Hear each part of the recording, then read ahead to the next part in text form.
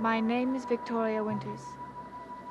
These are strange days at Collinwood, days in which wonder and terror blend in equal amounts to create something that does not seem to be of this world. And for a young boy, the barrier between what is real and what is not rapidly disappears.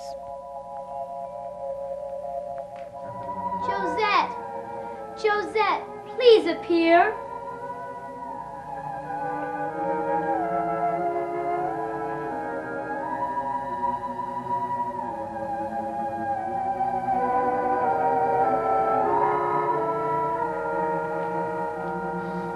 That's my painting. It's mine. David!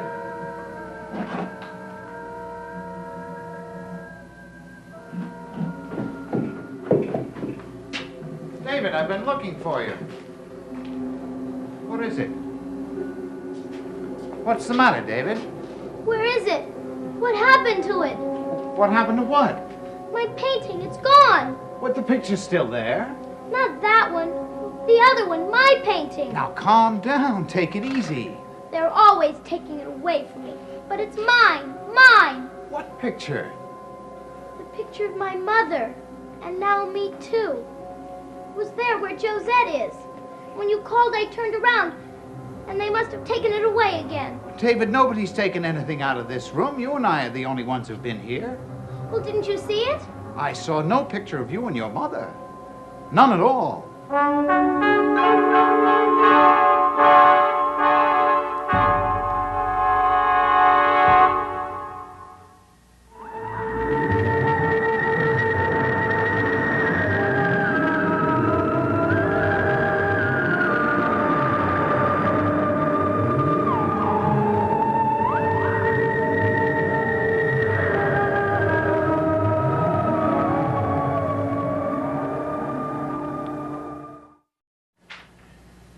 Must get hold of yourself. Now, tell me all about it, but slowly. Don't get excited. Just start at the beginning and tell me more about this picture that you saw. It was the same one that was in my room, only different. Well, what did it look like? It was a picture of my mother. It scared me sometimes, but mostly I loved it. Why should it ever scare you? Well, it moved towards me once. Now, you're going to have to be a little clearer than that if I'm to understand what you mean. Her face, my mother's face. It came right out of the picture. It came towards me. It came closer and closer and closer. All right, David. Now, take it easy. Slow down.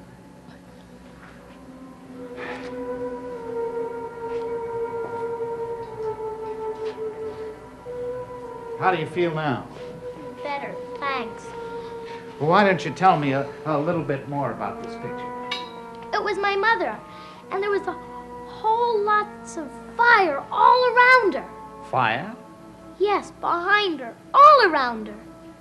It was like she was rising right out of the flames. I see.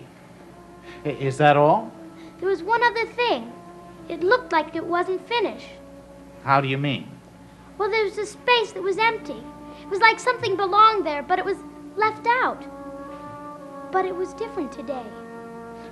In what way? The space was filled by me. I was in the picture with my mother. It was like the space had always been waiting for me, like I'd always been in there. Only I could never see it before. I can't do a thing. They're trying to tie my hands. Well, do you think it's any better for me? Nobody pays the slightest attention to my wishes. It's almost like being a poor relation. Well, we're just going to have to figure out a way to use it to our advantage. Yes, but how? Liz has these girls bound to her by a series of revolting promises. We'll find a way to get around them. Have you seen Carolyn? All of a sudden, she's a tycoon. It's as though they'd made a duplicate copy of Liz. Well, that's all right, as long as she's busy with the business. She won't be any trouble to us. The important thing is David. I've got to have more time in order to win him over. Well, what's stopping you? Vicky. Yes. I admit Liz has brainwashed her. Well, you've got to do something about it. You're David's father. What can I do? Liz isn't here, and she's in no condition to know who's doing what. I want my son. I want you to have him, but what's the next move? Getting around Vicky. I've already had an argument with her. About what? David, of course. As soon as I start to make any progress with him, she interferes. Well, certainly she can't prevent you from seeing the boy. No, I've been able to get around that. Well, you'll just have to be patient. Obviously, it's going to take you a little longer than you thought. I've asked Vicky to let him come here and spend the night. She refused. That's all I need, Roger. One night. One night alone with him, and you'll never be troubled by him again. Because he'll belong to me. Completely.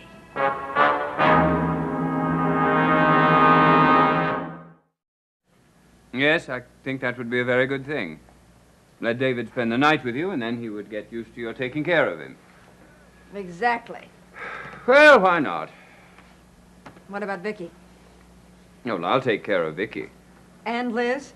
Well, Liz is hardly in any condition to be told about this now, is she? When she gets back from the hospital, it'll all be over, except the shouting. Though she did promise that if David genuinely wanted to go with you, she wouldn't oppose him. What a homecoming that's going to be. Sometimes I think the only reason you want me to have David is because it's going to irritate Liz. Do my motivations really matter? No, not really. We understand each other so well. It's a wonder we could never make a go of our marriage. Well, that's because we understand each other too well. It was because you encouraged other men that made me jealous. No, it didn't. That's not true at all. It hurt your pride. You only wanted me because Burke wanted me. And winning me was the only thing in which you ever beat him. Why did you want me? Because I thought I'd like the kind of life you could give me. I thought I'd enjoy being a Collins of Collinsport. And then, of course, we were accomplices at Burke's trial. Yes. Perjury does make strange bedfellows, doesn't it? Mother! I've got something tremendous to tell you. David, what is it? I saw my painting again. Painting? That's impossible. I did. Where? At the old house. I have told you 100 times not to go to that place alone. I wasn't alone. And Vicky shouldn't take you there either. I wasn't with Miss Winters. I was with Dr. Guthrie. What? He wanted to see the old house, and he wanted to see Josette. And did he? No, she wouldn't appear. Oh, and that's where you saw the picture of me down there? Yes. It was where Josette's is. What did Dr. Guthrie say about it? Well, he didn't see it. Well, if it was there, why didn't he?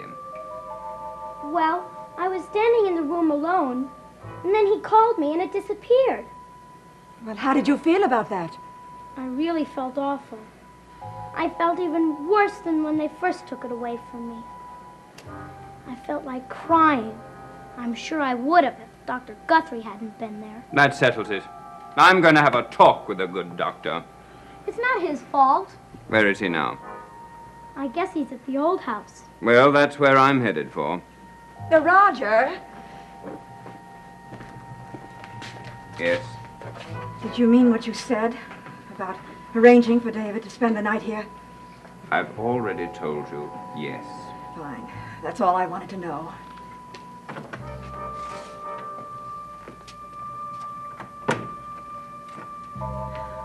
Well, here we are at long last. What shall we do? Would you like to play a game, or how about some cookies and milk? There was something about the picture. I do wish you'd forget about that old thing. It was different from the way it used to be. Different in what way? I was in it. You? Where? Down in that corner. You know the one that was empty? Yes, I remember. Well, that's where I was painted in. What do you suppose it can mean? Well, I'm not sure I know. It sure is a puzzle. Maybe it just means that you want to be with me forever, just as in the painting. Oh, David, that would be so nice. Wouldn't you like that, darling?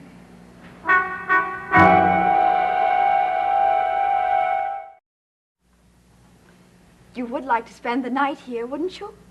I guess so. But what about my father? He's already given his permission for you to stay. I guess it doesn't matter very much to him anyway. Well, it matters a very great deal to me. In fact, I'd like to have you stay not just overnight, but always. That's a long time. Mm-hmm. It's a very long time. We'd go away, far away. How would you like to see the desert? Oh, David, it's so beautiful. At sunset, it's as if the whole sky is bursting with bright red flames. Well, I'd like to see it, but leave here forever? I don't know. Wouldn't you like to leave Collinswood?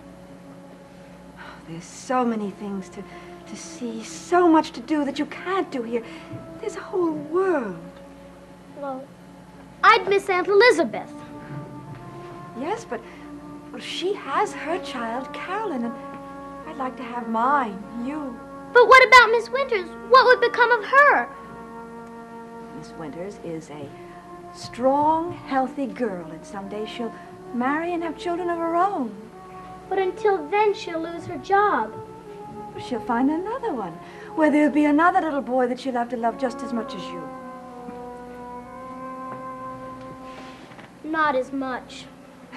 Darling, it's her job. I still think she's my real friend. Well, of course she's your real friend. She has to be the real friend of any little boy that she's hired to take care of. But I still think she likes me more than anybody else. Well, let's not talk about it anymore. Why don't you tell me about your new friend, Dr. Guthrie, hmm? Well, he's very nice, but he's not so smart. Why do you say that? Well, because he has to ask so many questions. Oh, what kind of questions? Oh, about Collinwood and the old house and everybody who's ever lived here. He was very interested in your picture. He was? Yes, a lot. I wonder what he wants to know. I think everything. Dr. Guthrie certainly is very curious. I don't know why. Why is he so interested in the old house? I don't know. I don't understand some people. I don't either. I don't understand it at all.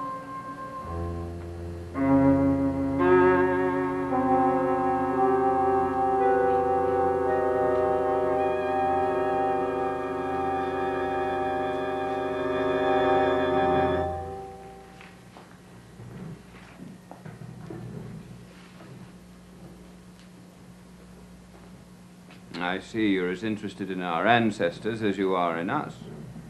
Sometimes a bit more. Well, the place is crawling with them. Ancestors, ancestors, wherever you look. Yes, you certainly have a fascinating set of forebears. I did not, however, come here to discuss them. I came to discuss my son. I do not want you to be around him. Oh? Why not? David is a very high-strung boy. He's given to all manner of fantasies. We've done our best to try to discourage him, and you are encouraging him. In what way? You know very well in what way, all this business about Josette and the portrait. It's all in his mind, and you make him dwell on it. Well, that may be the best way to get it out of his mind. Let him understand it fully. I'm the judge of what's best for David. He's my son. I'm only trying to get at a few facts. But these are not facts. They're figments of his imagination. You're in no position to be certain of that. I'm in a position to know this much. I'm David's father, his legal guardian. Me, not my niece, or my sister, or anyone else. And as long as that is the case, you will not see him. What does your wife think about this? I don't know why that should interest you at all. But it does. She interests me a great deal. A very great deal.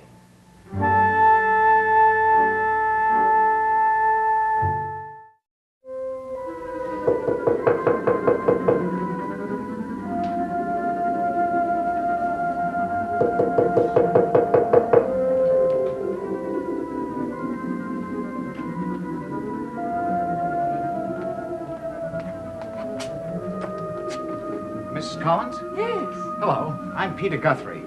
I've been wanting to meet you. I was just thinking about you, wondering what you'd be like. Won't you come in? Oh, thank you.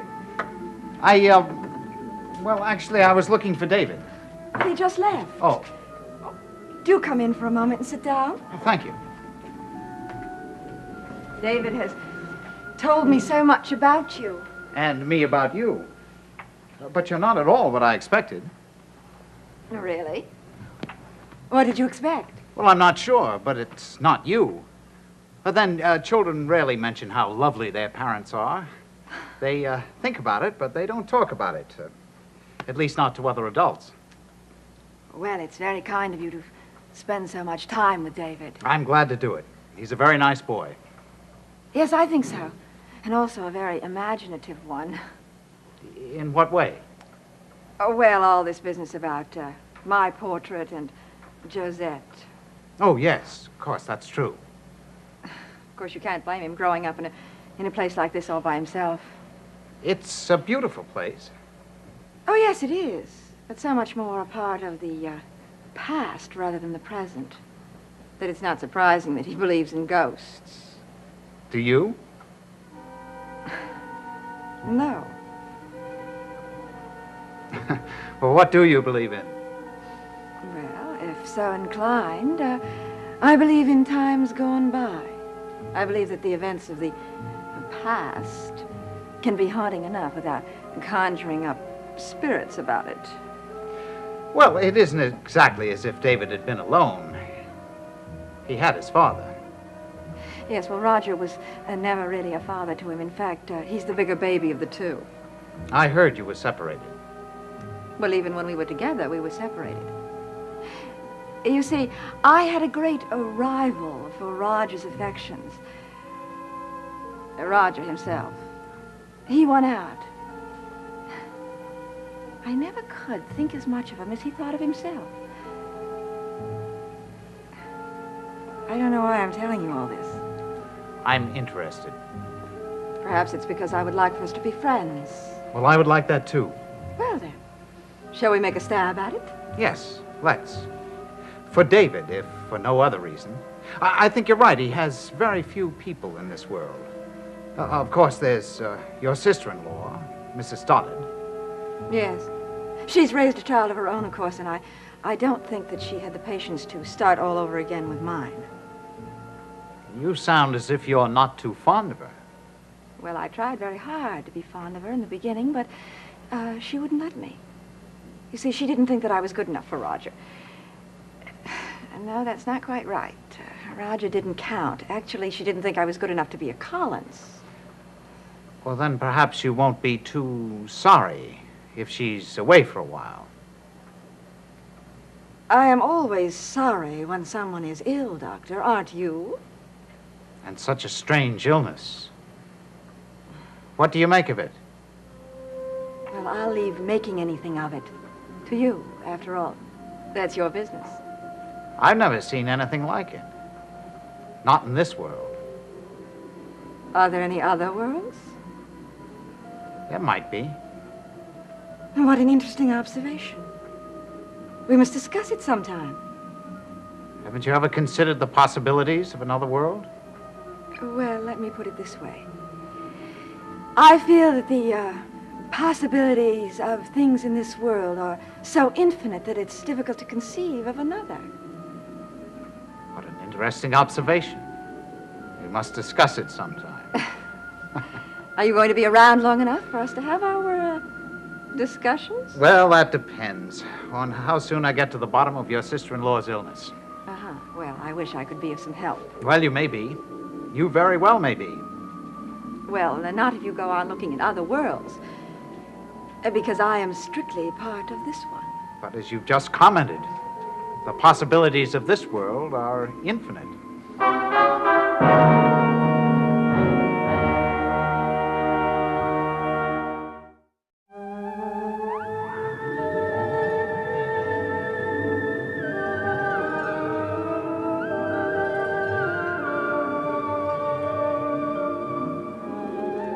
Samuel Goldwyn presents Guys and Dolls, starring Frank Sinatra, Marlon Brando, Gene Simmons, and Vivian Blaine, tonight in color here on ABC. Dark Shadows is a Dan Curtis production.